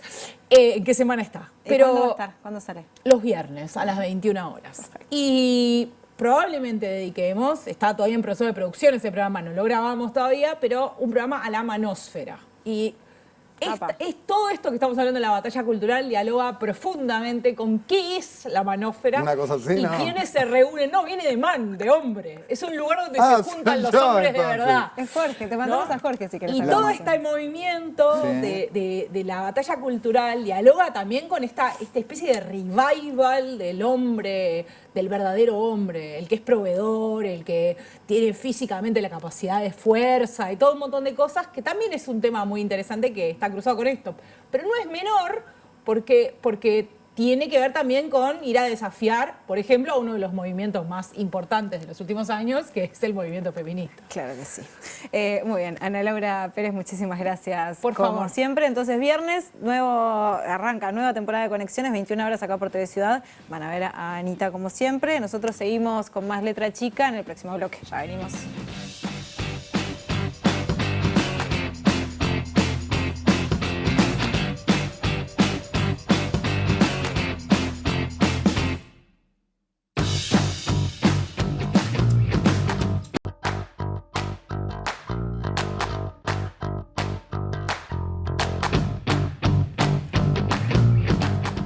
A pesar de que en varios aspectos la industria cárnica parece atravesar un muy buen momento en nuestro país, hay 1 de cada 5 trabajadores de esa rama que están en seguro de paro. Y hay 800 que quedaron sin empleo en los frigoríficos vinculados a Conexión Ganadera. En otras palabras, la industria frigorífica tiene hoy más trabajadores en seguro de paro que en tiempos de la epidemia de la aftosa, aquella catástrofe de hace más de 20 años. Según los últimos datos del Instituto Nacional de Carnes, en las primeras 7 semanas de 2025 se mataron 319.484 animales, 6% más que el año pasado a la misma altura. Hablaremos a continuación de la industria de la carne uruguaya. Vayamos al principio. Hernandarias. El hombre era un aventurero. Se encontró con un campo completamente vacío. Entonces, se le ocurrió una idea. Para 1680, ya había 5 millones de reses en estos campos. En 400 años, vimos nacer un país y una industria. Podemos decir con orgullo que Uruguay tiene una genética y una industria cárnica para jugar en primera división a nivel mundial.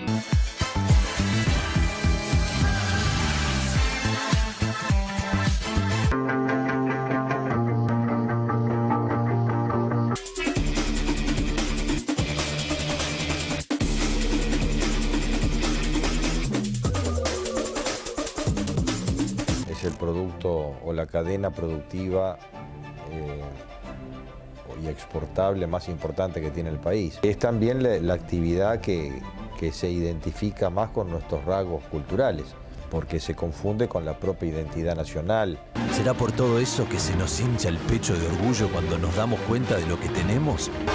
Nos une el orgullo de tener la mejor carne del mundo. La población de Casablanca tiene 460 personas y el frigorífico tiene 530 empleados en seguro de desempleo.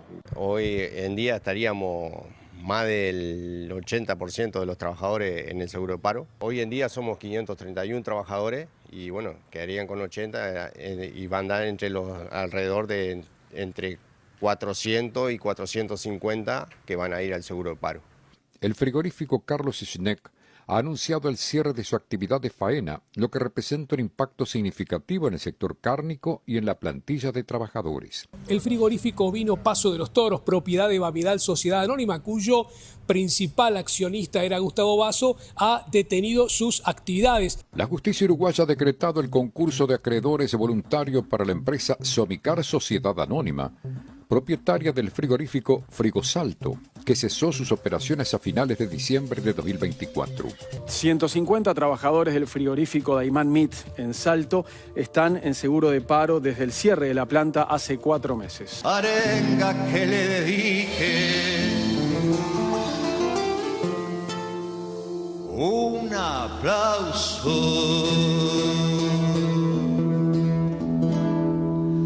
para el asador.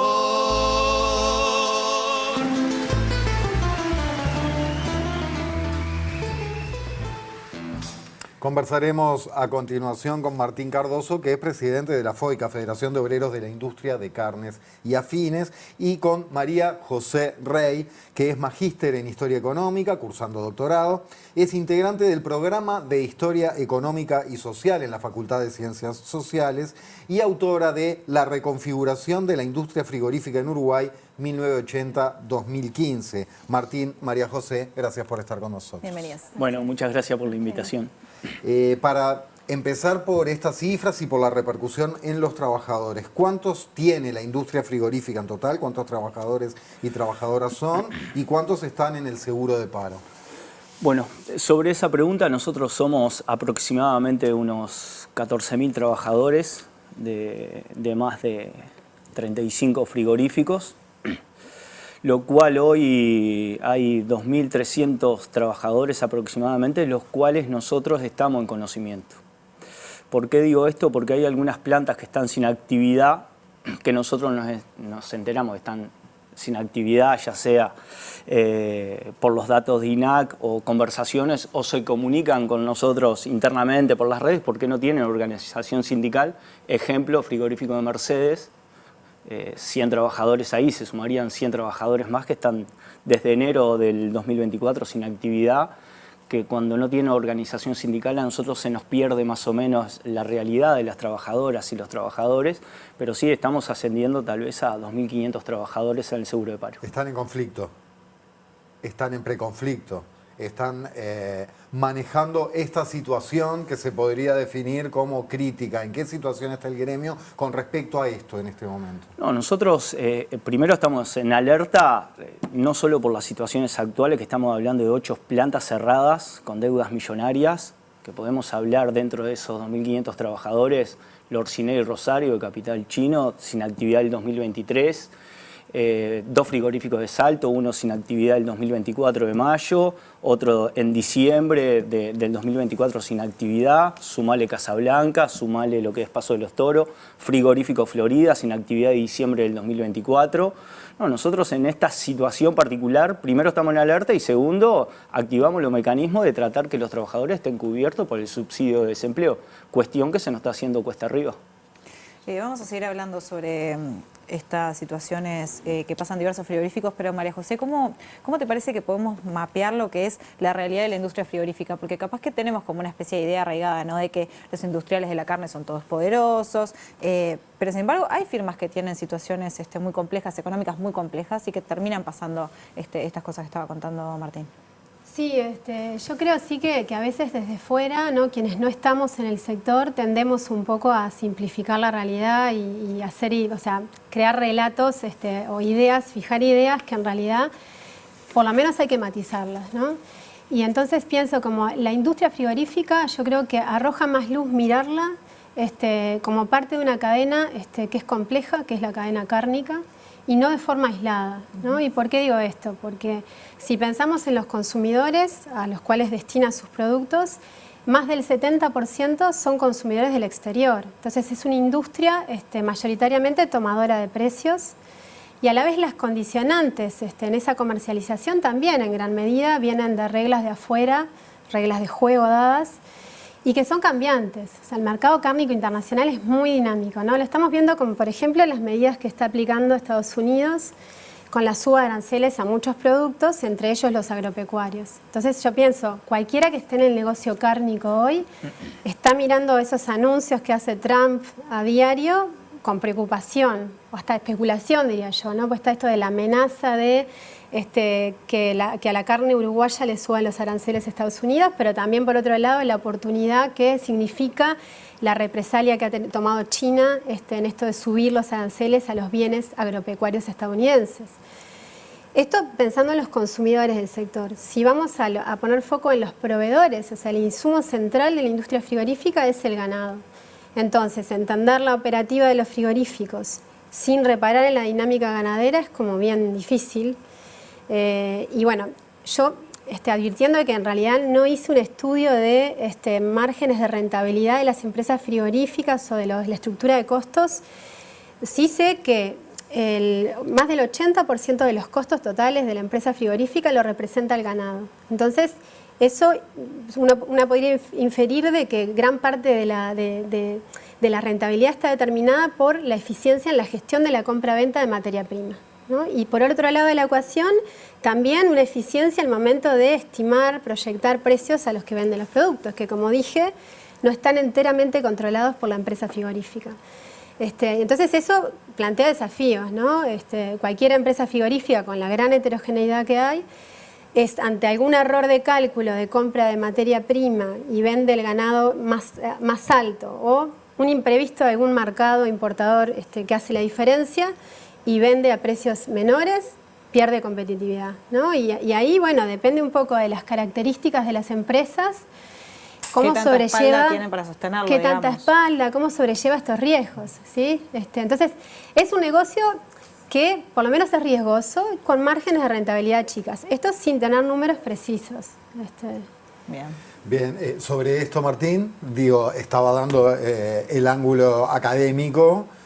¿Cómo lo ven ustedes desde el gremio? Todo esto en cuanto a los márgenes de ganancia, a los riesgos, a la complejidad del negocio que mencionaba María José. Bueno, de nuestra perspectiva, obviamente, independientemente de nuestras facultades técnicas, porque hay una economista, por supuesto que las externalidades en la industria frigorífica, que bien lo dice María José, ¿no? Nosotros, al ser un tomador de precio de la industria, siempre que haya algún movimiento externo, va incidiendo en lo que es la competitividad y se está viendo en las empresas más de capital nacional. o las empresas de capital, las que van cerrando, son empresas que muchas veces están dedicadas al mercado interno, que es ínfimo. Nosotros vemos una serie de multifactores, ¿no?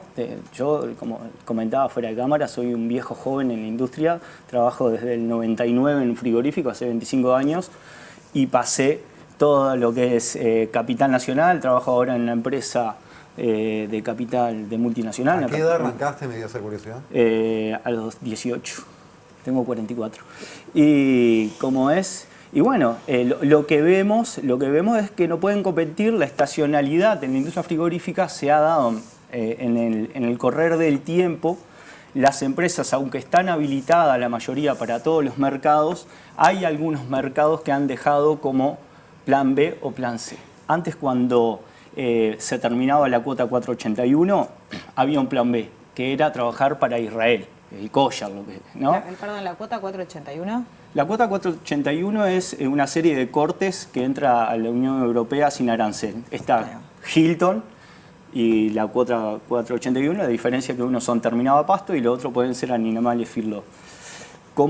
Cuando entró el mercado chino, lo que vemos nosotros en nuestra perspectiva, cuando ingresa el mercado chino, el juego, la industria frigorífica, que es un mercado que compra todo, y cuando digo todo, toda la clase de animales, todos los cortes, sirve. Y lleva algo que ningún mercado lleva, que son los huesos, ¿no?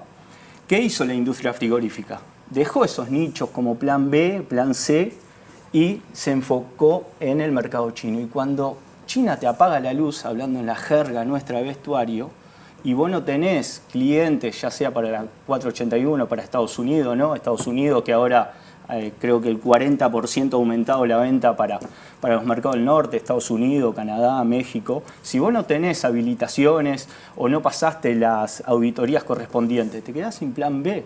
Ya no haces kosher. El ovino lo dejaron de hacer muchas plantas, y acá hago autorreferencia. Frigorífico Carrasco tenía una modalidad mixta, que era vacuno y los sábados solamente ovino. Hacíamos 5.000 ovinos.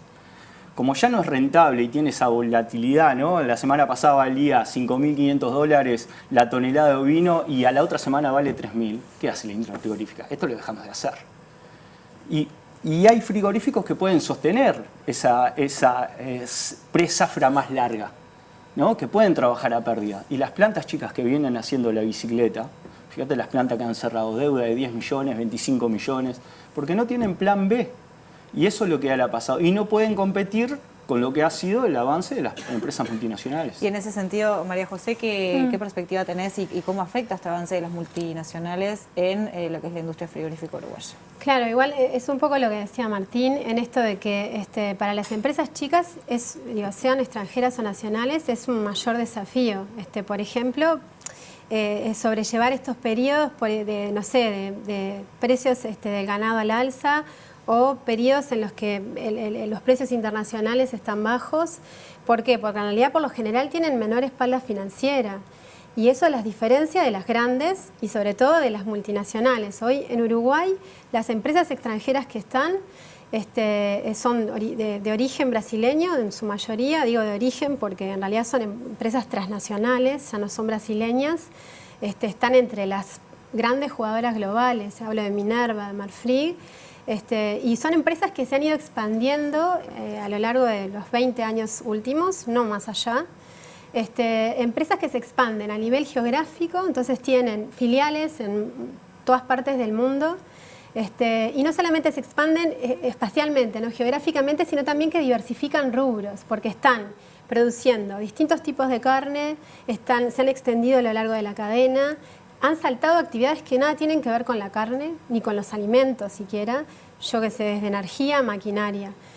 Y a la vez tienen fuentes de financiamiento que provienen de grupos de inversión privados muy potentes, de fondos de pensión de algunos países que invierten en estos negocios, operan en bolsa. Entonces, claro, en la comparación tenemos una heterogeneidad en la industria frigorífica empresarial en términos de competencia muy grande. Eso igual quiere decir que no hay lugar para el capital nacional, ¿no? Que cabría la pregunta. Bueno, no tan así, porque también hay empresas nacionales que les ha ido bien en este periodo, ¿no? Y ahí estoy pensando, por ejemplo, en el frigorífico Pando, que adquirió el frigorífico San Jacinto el año pasado y duplicó su nivel de faena. ¿Y por qué? ¿Qué hicieron diferentes? ¿Tienen otro modelo de Las negocio, por piedras ejemplo? también. Bueno, esa es una pregunta que me he hecho, pero que no la he estudiado. O sea, yo no he estudiado el perfil de las empresas frigoríficas, sino que un poco es como que he visto el bosque y no los árboles, por así decirlo. Pero lo que se sabe de estas empresas, ¿no? Las piedras, que también está entre las top 5, como Pando, son empresas familiares, no son virtuosas hace 5 años, sino que esto ha sido, ha sido un resultado de un proceso paulatino y sostenido de crecimiento. Han aumentado su cuota de mercado tanto en la exportación como en el mercado interno. Y son estas empresas familiares que se dice, han sobrevivido varias generaciones, ¿no? Que es todo un reto para empresa familiar. Pero también están, por ejemplo, otras plantas medianas, ¿no? Como las piedras y Pando, que también les va muy bien. Y ahí estoy pensando en Frigollí, en Durazno, en Las Moras, en Canelones, que también. Entonces, un poco rebobinando, pienso, en el sector es importante la escala, sí, sin duda, es importante la capacidad de financiamiento también, pero también hay cuestiones de gestión, o sea, como en cualquier actividad empresarial, que hacen diferencia. Entonces, no sé porque no he estudiado las industrias en particular, pero hay un tema de gestión. y un poquito también saliendo de la foto actual, también igual, y pensando un poco en lo que ha venido pasando en estos últimos 25 años, yo creo que igual cabe la pregunta sobre si estas empresas nacionales referentes, que es de las que hablamos, no han empezado a ser la excepción en un mundo en donde en realidad las protagonistas son las grandes corporaciones transnacionales, ¿no?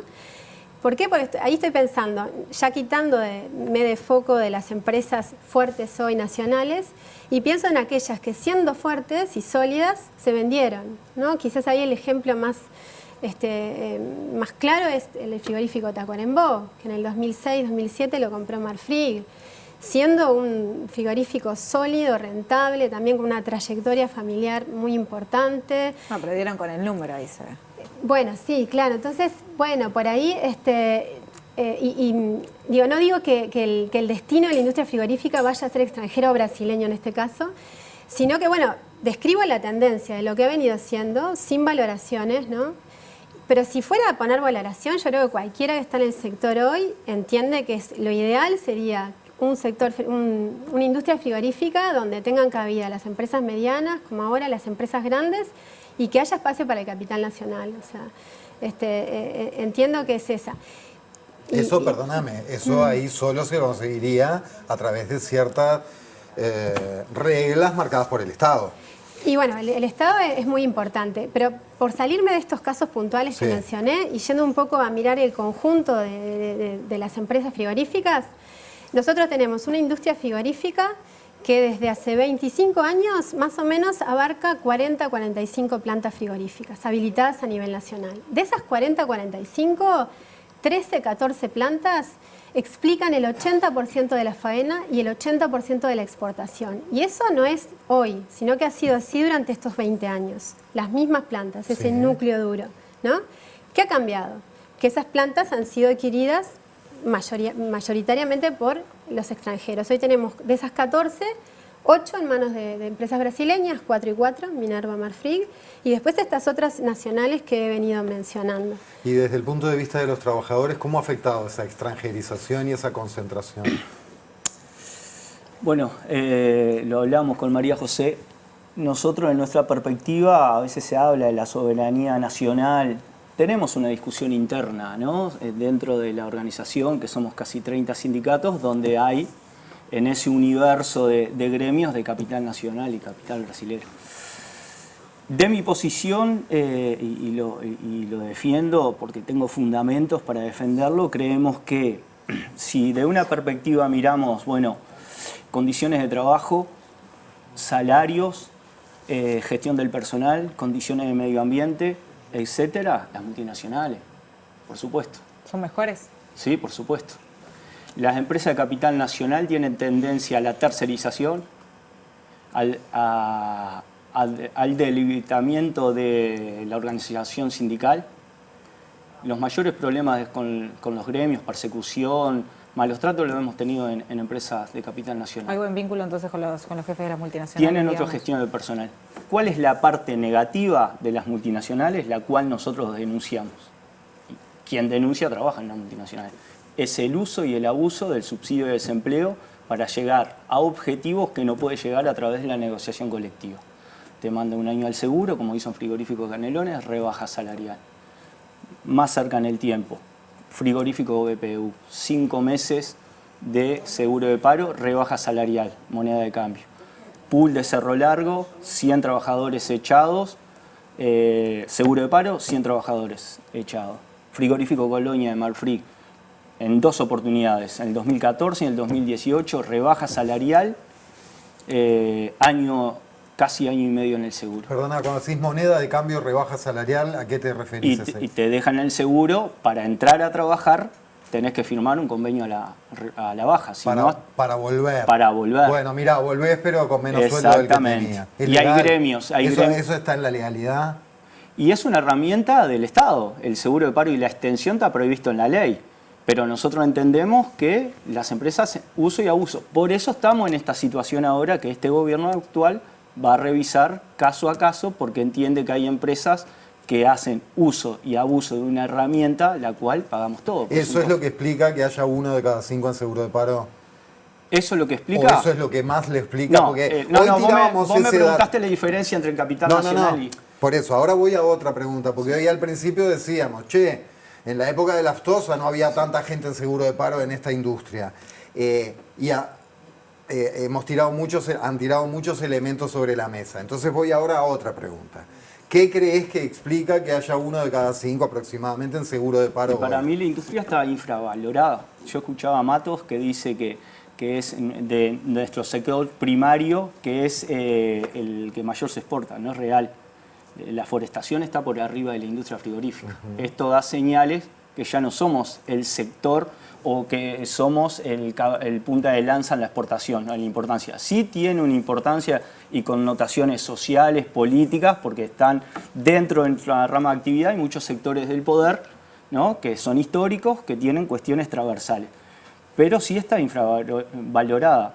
Entendemos de nuestra perspectiva que tal vez para el volumen que se hace y la concentración que tienen las plantas grandes, no le da el volumen para que hay empresas que si vos mirás 10 años para atrás hacen, te puedo decir 10 años para atrás, 2014 al 2024, porque todavía no cerró el 2025, no sabemos cómo hacen 100 animales por mes, 200 animales por mes, 2.000 animales por año.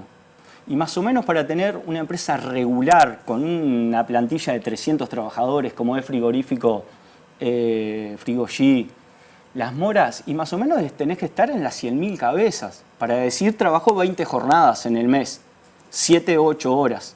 Y frigoríficos que hacen 500 animales, me va a decir, no, es una planta chica. Está ok, pero 100 animales por mes, ¿qué haces? 10 animales por día, ¿se entiende? Y vos entras a revisar esas plantas, ¿no? Decís, bueno, ponele, no quiero estigmatizar, pero tengo que dar nombre de planta para que haya, ¿no?, un fundamento de lo que digo. Yo mirá, frigorífico que está en Artigas, Cuarén. Frigorífico Cuarén. El Ministerio de Energía, de Industria, vamos a decir, cuando te quitan impuestos, lo exonera 300.000 unidades indexadas, ¿no? Me imagino que es un monto importante en el 2023. Hacen 1.500 animales por mes. ¿Se entiende? Es como el Estado te ayuda, pero ¿cuál es la devolución de las empresas? ¿No? Frigorífico Arroyal de Minas firma un comodato por 30 años. ¿Cuál es el aporte? Porque eso es políticas de Estado, ¿no? Exonerar son políticas de Estado. El frigorífico Frigocerro, también un frigorífico que tuvo la mayor denuncia de persecución sindical, también exonerado. Son empresas como que el 2016. Son como empresas que está históricamente exonerada esa empresa por el gobierno departamental. Pongo ejemplos, ¿no? Como que el Estado aporta, pero las empresas, no sé si es un tema de gestión, la verdad que no lo entendemos. Perspectivas, Martín, entonces, en referencia a lo que es este nuevo gobierno que acaba de comenzar, hablabas de que van a tener un diálogo. Y bueno, la perspectiva siempre es de esperanza. Cuando hay un gobierno progresista, siempre para el lado social es de esperanza. por supuesto. Obviamente que van a revisar lo que son los subsidios por el desempleo, que es lo que le llama la atención. Tenemos fácil 25 plantas con extensión de seguro, porque hay 5 que están en una situación ideal, más de 20 jornadas de trabajo, no hacen uso del seguro de paro. Después para abajo, todas hacemos extensión de seguro, no importa de gran porte ni plantas chicas. Lo que nos dice el gobierno, vamos a revisar caso a caso. Lo que también nos dice, no vamos a hacer una traba para los trabajadores, pero necesitan del otro lado que la empresa diga, porque el seguro de paro tiene 40 años, pero se generó para momentos coyunturales y para sostener la mano de obra, para que no haya fuga de mano de obra. Pero se ha desvirtuado un poco en la industria frigorífica. Está bien que lo revise. Y te lo está diciendo un representante de los trabajadores que trabaja en una planta que hace del 2016 que no puede generar el seguro legal, que viene prórroga tras prórroga tras prórroga. No es que estoy en una situación ideal y dice, bueno, para vos es fácil, Martín, porque vos no vas nunca al seguro. Yo trabajo en una planta que vamos todos los años al seguro, ya sea total o parcial. Pero nos parece bien que el gobierno revise caso a caso. Literalmente un minuto, literalmente, por favor, porque no era el tema central de hoy, pero no podemos dejar afuera. Conexión ganadera, ¿cómo creen que ha impactado? En un par de frases cada uno, María José. No, yo pensando un poco en la pregunta que le hacían a Martín del por qué estos 2.300 trabajadores en seguro de paro, yo pienso así, pero quizás ahí también, y ahí estoy siendo atrevida porque no es mi tema de estudio, pero son como causas distintas, ¿no? Una son las empresas frigoríficas que se vieron afectadas por conexión ganadera directa o indirectamente, ¿no? Porque eran empresas que tenían conexión directa con los dueños de conexión ganadera, o porque remitían ganado, conexión ganadera a esas empresas y se vieron de la noche a la mañana sin ganado, o porque tenían deuda con conexión ganadera, y ahí hacen un número. Y después también en esos 2.300, bueno, ahora quizás ya no, pero estaba todo este tema de BPU y los 800 trabajadores en seguro de paro, que no es menor. Y que esa explicación es por otro lado y va de la mano de la concentración que yo hablaba antes, ¿no? Porque Minerva, ¿por qué hace esto que Martín describía de, bueno, las plantas y porque en realidad tiene 4 plantas de faena con capacidad ociosa, entonces se puede permitir parar una mientras negocia con esos trabajadores y aumentar el volumen de producción en las otras 3. Para Minerva no le cambia nada, el volumen de producción es el mismo, pero negocia con los trabajadores que sí están en una situación más vulnerable, condiciones laborales, ¿no? Alineación de salario y vuelta. Y eso es producto de la concentración, digo, más que nada. Si no tuviera ese recurso, no lo... Nos tenemos que ir. Una frase, Martín. Bueno, sobre conexión ganadera pasa lo que se está dando. Como el ganado en muchas ocasiones se da a pagar, ¿no? Esos contratos que hacen a 90 días, el productor, esto quiebra la confianza del productor y aquellas empresas que vienen con una situación de salud financiera negativa, no le van a dar ganado a pagar. ¿Y cuál va a ser sin materia prima? Cerrar. En Salto hay una que cerró, no nos dicen directamente que es un tema de conexión ganadera, pero es una empresa Somicar, 10 millones de dólares debe, y los productores dijeron, no te damos más ganados. Martín Cardoso, María José Rey, muchas gracias. Muchísimas gracias, amor. Nos reencontramos en cualquier momento. Nosotros nos vamos. Y nosotros nos vamos por hoy y nos reencontramos con todos ustedes, amigas y amigos, el próximo domingo, siempre en vivo y siempre a las 20 horas aquí en la pantalla de TV Ciudad. ¿Qué sigue ahora? Sigue Ángel, capítulo 3, y después Ideas Cruzadas con el gran profe Piñeirú, así que no se nos vayan. Gracias por estar, nos volvemos a encontrar próximamente. Chau, chau.